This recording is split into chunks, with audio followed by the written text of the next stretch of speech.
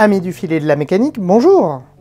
On se retrouve de nouveau avec notre UX8 pour parler un petit peu matériel et couture. Aujourd'hui, on va faire un petit focus sur quelque chose qu'on me demande souvent à mon atelier. On va parler boutonnière. Mais on va pas parler boutonnière sur des choses simples, puisqu'on va parler boutonnière sur une matière que je travaille énormément et pourtant que je déteste travailler parce que c'est complexe. Il s'agit du velours. Alors, avant de faire des boutonnières et d'aller à corps perdu là-dessus et de se casser un petit peu les dents, vous allez voir, on va d'abord un petit peu parler du velours. Parce que tout le monde sait un petit peu ce que c'est, mais pourquoi ne pas faire un petit historique là-dessus? Le velours, c'est inventé par les Chinois, qui l'appellent le duvet de cygne. Et le nom français, en fait, de velours, ça vient de villosus, qui signifie velu. Vous voyez ça, quand on parle d'une bête velue, c'est vraiment une bête qui a des poils qui ressortent de façon assez impressionnante. Et le terme, en fait, il est plutôt bien choisi, parce que le velours a cet aspect qui va devenir très rapidement épais. En 2 épaisseurs de velours, on atteint déjà de grosses épaisseurs. Par contre, attention, épaisseur ne veut pas forcément dire densité. Et c'est cette épaisseur-là qui va un petit peu nous intéresser dans le velours, aussi bien aujourd'hui dans nos cas pratiques que dans la vraie vie courante. Alors il faut savoir que le velours, c'est un tissu qui est cher. D'ailleurs, les rois de France, comme François Ier, ils portaient des étoffes de velours de soie, qui étaient vraiment un symbole de pouvoir et de richesse. Il y a 2 grandes familles dans le velours. Il y a les velours lisses, comme celui-ci, voilà, il est vraiment lisse. Et il y a les velours dits côtelés, où là, on va avoir justement les côtes. D'ailleurs, si vraiment je voulais être exact, je devrais plutôt présenter mon velours comme ça, avec les côtes, dans ce sens-là.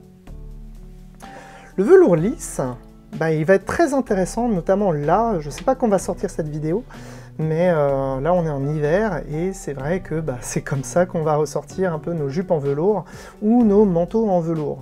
Et justement, qui dit manteau en velours, dit boutonnière. Promis, on y viendra. On les sort en hiver parce que c'est un très bon isolant thermique. Déjà de fait de sa matière, soit c'est fait en coton, là c'est le cas de celui-là, soit c'est fait en soie. La soie, on en parlera une autre fois, mais c'est un excellent isolant thermique. L'aspect aussi épais va avoir son importance. Pourquoi? Parce que dans son épaisseur, le velours va garder de l'air. Cet air-là va jouer comme isolant thermique dans nos vêtements.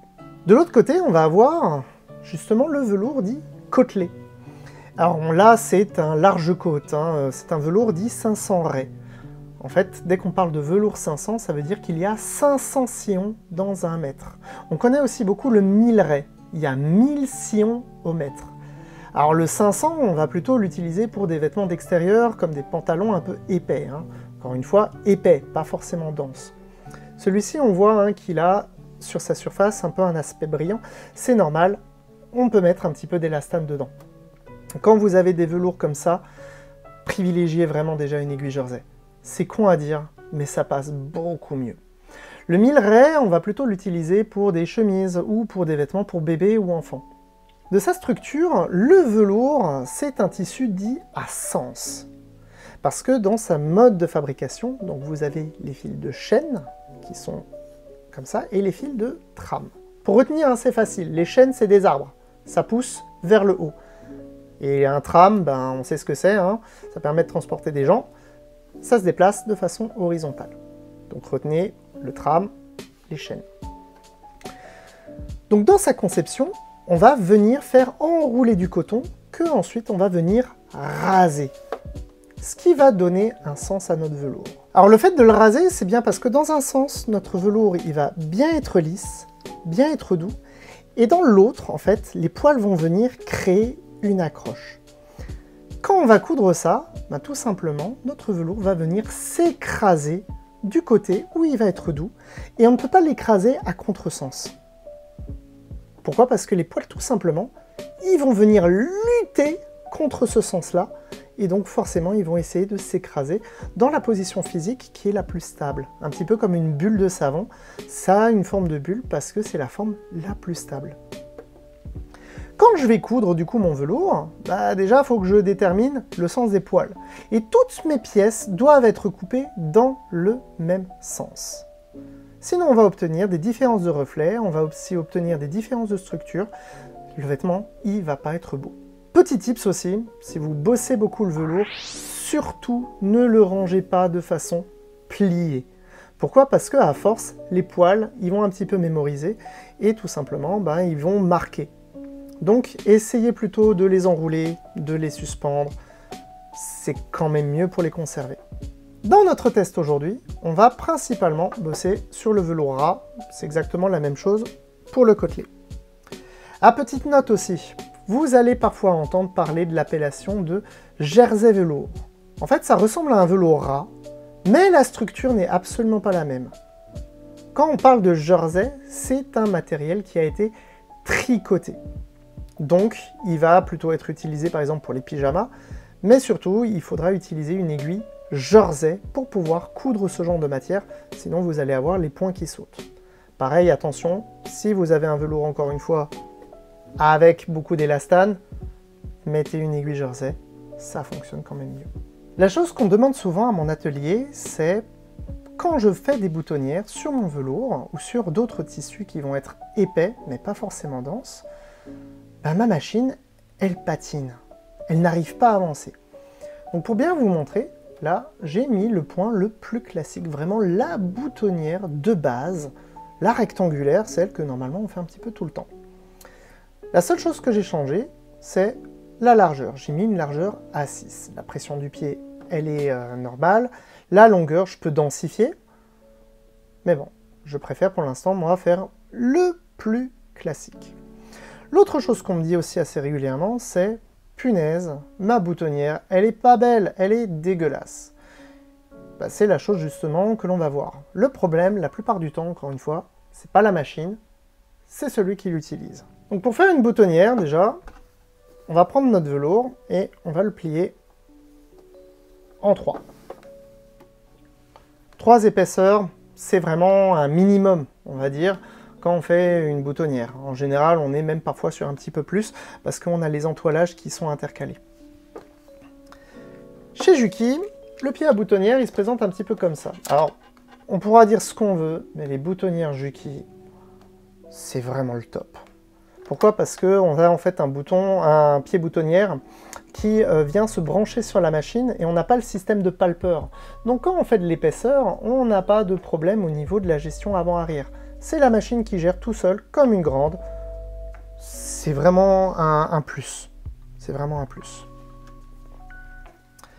Bon, pour faire du bouton, il nous faut un truc que j'ai oublié. Bon, quand on fait du bouton, bien sûr, il nous faut le pied à boutonnière, il nous faut notre matière, mais il nous faut aussi le bouton. Donc là, on va utiliser le même bouton pour tous. J'ouvre, je viens, hop, on referme. Voilà, on est bien. Et on vient mettre, hop, notre boutonnière. Et donc, chez Juki, on vient brancher sur le côté. On vient brancher sur le côté. Voilà. Et là, on est prêt à coudre notre première boutonnière. Tout est prêt, tout est posé. Hop, je lève bien mon pied. Voilà, tout est OK. Start and stop.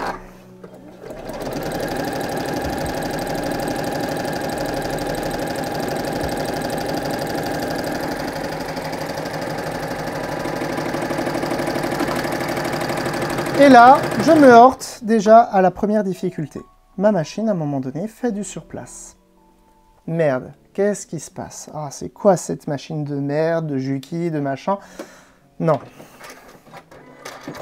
Reprenons depuis le début, comme dirait Max Bird. Comme je l'ai mentionné, notre velours a une certaine armature, a une certaine façon d'être tissé, et surtout a un sens. Là, j'ai respecté le sens. Pourquoi? Parce que, tout simplement, mes poils, ils vont bien dans ce sens-là. Là, je suis lisse. Là, j'accroche. Lisse, j'accroche. Quand je lance ma boutonnière, tout simplement, je vais devoir aller dans ce sens-là. Donc, dans le sens où ça accroche, pas dans le sens où je vais être lisse. Alors bon, on va me dire, mais Thibaut, t'es stupide. Retourne donc ton ouvrage, tu seras dans le sens lisse. Oui, mais le retour. Bah, si là, je suis lisse et que là, j'accroche, bah, dans le retour, je vais avoir le même problème. Et donc, je vais avoir un bourrage. Ce qui va être intéressant de regarder, c'est à ce niveau-là. Et pour ça, on va se mettre un petit peu plus de lumière et on va faire un zoom. Voilà. Là, on le voit bien, le bourrage. Hein. Il est magnifique, ce bourrage. Mais c'est pas ça qui est le plus intéressant à regarder. C'est ici. Donc là, je suis bien en dessous. Hein. Si je vous montre le dessus, je n'ai aucun problème. Non, ce qui va être intéressant, c'est en dessous. Ici, ce que l'on voit, ce sont tout simplement le mouvement de mes griffes.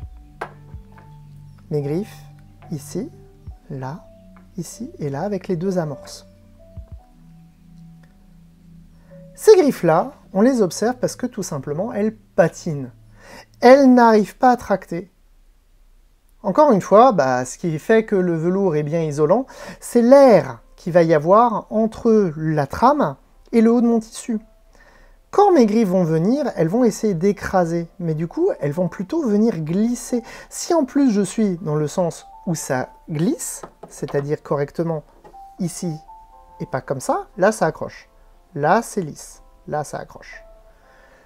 Mes griffes, tout simplement, elles vont avoir le problème des poils. Elles vont venir, mais ça va tout simplement glisser. D'ailleurs, on voit bien que là, mon velours, il a été abîmé par le mouvement de mes griffes. Est-ce que ça veut dire que pour autant que chez Juki, on ne peut pas travailler de boutonnière sur le velours? Non, ce serait trop réducteur quand même. Même si je sais qu'il y en a certains, ça leur ferait plaisir.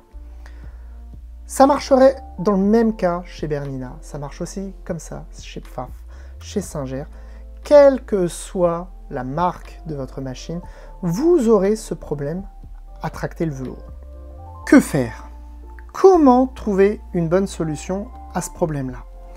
Alors je le vois tout de suite, il y en a certains, ils vont venir tirer le velours en même temps que la machine. Quel intérêt d'acheter une machine à coudre si c'est pour tirer le tissu à sa place? Non. Il existe des solutions bien plus élégantes et qui fonctionnent quand même mieux. L'une d'entre elles, c'est la plaque stabilisatrice. Je ne le redirai jamais assez, mais adaptez votre matériel à vos confections. Les fabricants, ils ont développé ça, c'est pas pour faire joli, au contraire, c'est pour vous simplifier la vie. Qu'est-ce qu'elle a de plus, cette plaque stabilisatrice? Parce qu'en soi, c'est juste une plaque en métal. En fait, c'est le dessous. En dessous, il y a ici, on la voit un petit peu en surbrillance, en blanc, hein, je vais essayer de me rapprocher avec moins de lumière.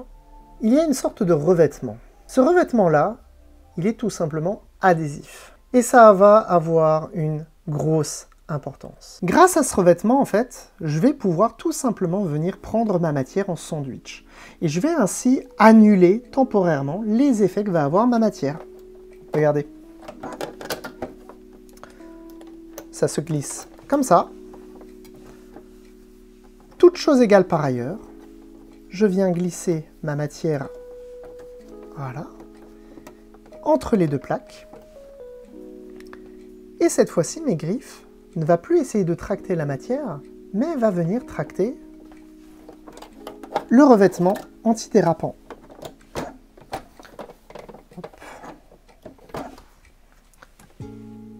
Même aiguille, même matière, matériel différent.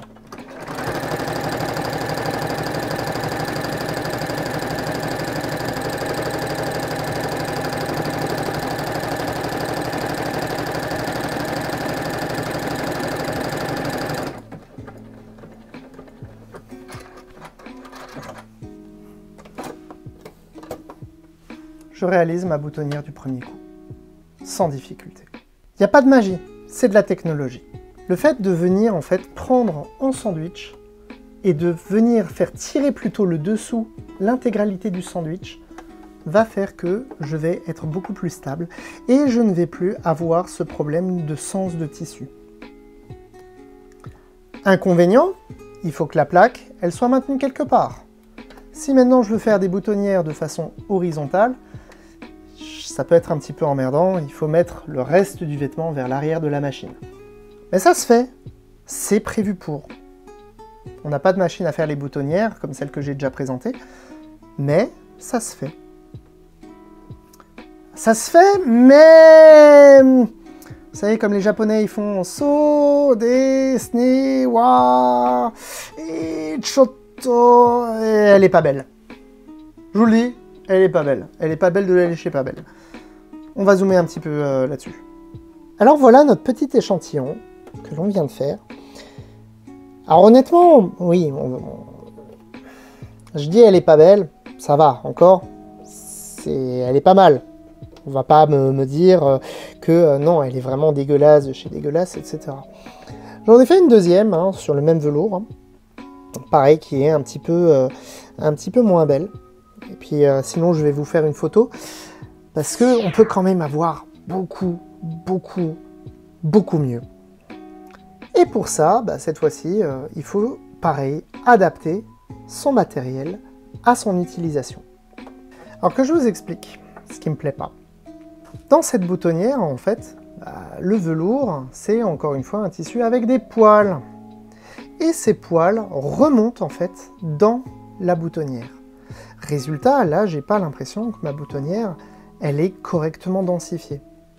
Et augmenter la densité, c'est pas forcément une bonne idée.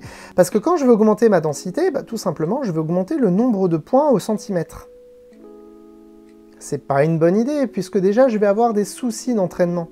Même avec une plaque stabilisatrice, si je ne fais pas attention et que je densifie de trop, je vais me retrouver de nouveau avec ce type de problème-là. Non, là, la solution vient d'autre part. Elle vient même d'un autre domaine qu'est la broderie. Je vous présente de l'intissé hydrosoluble. Alors ça, on l'utilise bien sûr sur tout ce qui est velours, hein. On va aussi l'utiliser sur ce qui est polaire, mais également aussi sur tissu éponge.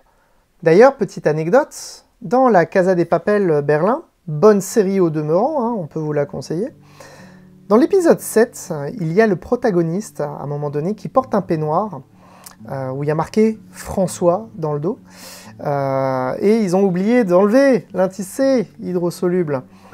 Et en fait, ça s'enlève assez facilement, ça s'arrache très simplement. Mais voilà, c'est vous montrer vraiment que c'est vraiment utilisé en broderie. Et ça va permettre tout simplement d'écraser les poils, que ce soit en tissu éponge, en velours ou autre, pour éviter qu'ils ne remontent en fait s'insérer entre les fils de broderie.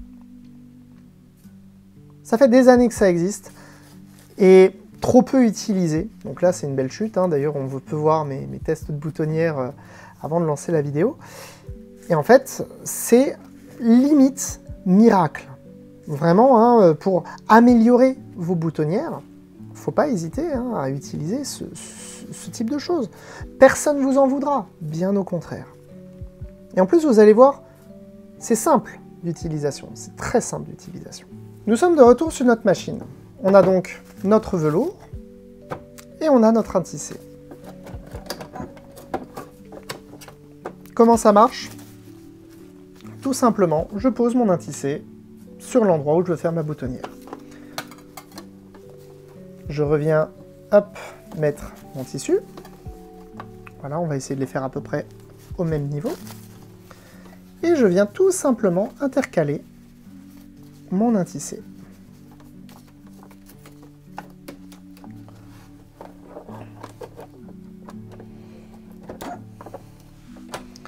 Aussi simple que ça. Je viens, je lance.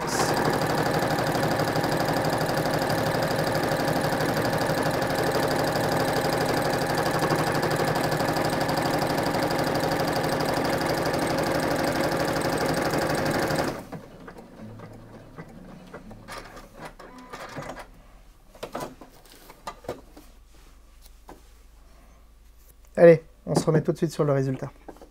Alors quand je vous disais que c'était facile à enlever, hein, le reste des résidus que l'on peut voir au centre, bah, tout simplement ça partira à l'eau. On peut prendre une petite éponge, venir un petit peu dessus, mais ça part à l'eau. Voilà, ici, on peut voir que j'ai densifié ma boutonnière par rapport à là.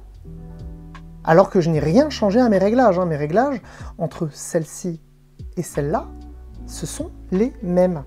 La seule chose qui a changé, c'est l'intissé. Quand je vais mettre mon intissé, quand mon aiguille va venir faire un passage de fil, mes poils vont être forcés à être emprisonnés entre mon fil du dessous et mon intissé et mon fil du dessus qui vient écraser le tout. Je ne vais donc pas avoir de poil qui va tenter de sortir, comme ici, c'est le cas. Encore une fois, j'insiste, la seule chose qui change entre les deux, c'est l'intissé. J'ai un meilleur résultat ici que là, juste en ayant opté pour une solution matérielle. Alors des intissés, il en existe de beaucoup de types. Là, celui que j'ai utilisé, c'était du Solvivin de chez Gunold, qui fait 20 microns. Vous avez le Avalon chez Madera, Avalon Film, qu'on utilise beaucoup en broderie. Pareil, on ne va pas tous les présenter. Il y a le Madera, le Avalon Ultra, qui est beaucoup plus épais, etc. etc. Le Solvifabric chez Gunold, il y a aussi l'équivalent chez Madera. On n'est pas marié à toutes les marques. Et puis ceci n'est pas un placement de produit. Je ne suis pas rémunéré par l'une des marques pour parler de leurs produits. Moi, ce qui va surtout m'intéresser, c'est de vous montrer qu'il faut faire augmenter votre matériel. Concernant les intissés, je me suis un petit peu amusé sur un autre échantillon que je vous montre là, où il y a les mêmes caractéristiques. Là, c'est le Solvivin, et là, c'est un Avalon un petit peu plus fort. Il me semble que c'est le Solvifabric de chez Gunold que j'ai utilisé. Et on voit que le résultat, il est le même entre le Solvifabric et le Solvivin.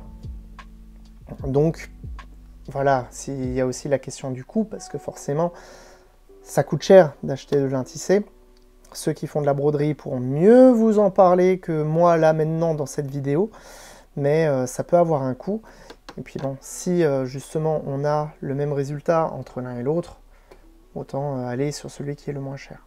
Dans tous les cas, pensez à adapter votre matériel, que ce soit au niveau des accessoires machines, ou vraiment au niveau des accessoires matériels que l'on peut rajouter pour avoir un meilleur résultat. Dans le premier cas, tout simplement vous arriverez à faire la réalisation du travail, puis la réalisation sera déjà satisfaisante. Dans le deuxième, on va aller un petit peu plus loin, on va aller chercher un petit peu plus de choses et de meilleures finitions. Mais dans les deux cas, pensez à adapter votre matériel à ce que vous faites. J'espère que cette vidéo vous a plu, aussi bien sur le côté ludique où on parle un petit peu de l'histoire des matières, que aussi pratique, comment on travaille ces matières. Je pense que j'en referai, parce que c'est quelque chose que je trouve quand même passionnant aussi, comment est formée la matière en tant que telle. Ça demande beaucoup de recherche, ça demande beaucoup de temps, beaucoup d'implication. Les attendez pas tout de suite, mais promis, il y en aura d'autres. C'était Thibaut de Fil Mécanique, et je vous dis à bientôt. Ciao!